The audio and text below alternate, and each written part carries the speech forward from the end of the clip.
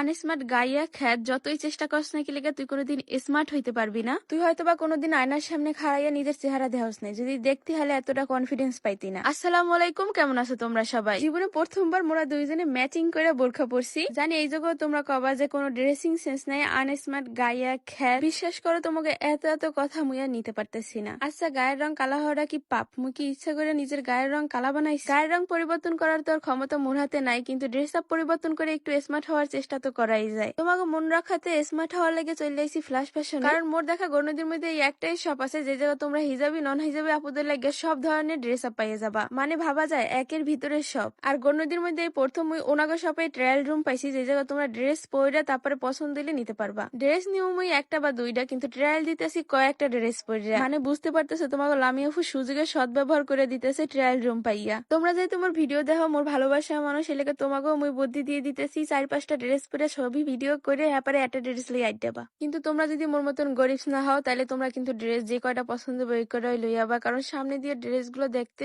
অনেক বেশি সুন্দর। তোমরা কিন্তু চাইলে এই সুন্দর সুন্দর ড্রেস গুলো অনলাইনেও নিতে পারবা। তোমাকে সুবিধার্থে ফ্ল্যাশ ফ্যাশন পেজটা ডিসক্রিপশনে মেনশন করে দিছি। গণ্যদের মধ্যে যারা আছে তারা কিন্তু ড্রেস গুলো সামনাসামনি দেখে তারপরে নিতে পারবা। ওনাকে লোকেশন এসে যে গণ্যদী বিদ্যুৎ অফিস দিয়ে একটু সামনে হাঁটলেই তোমরা দেখতে পারবা ওনাকে দোকানের সামনে বড় করে ফ্ল্যাশ ফ্যাশন লেখা আছে। মোর ভিডিও দেখে যারা যাবা তারা পাই যাবে স্পেশাল ডিসকাউন্ট। এই যে এখানে ড্রেস, এইটা তোমরা ড্রেস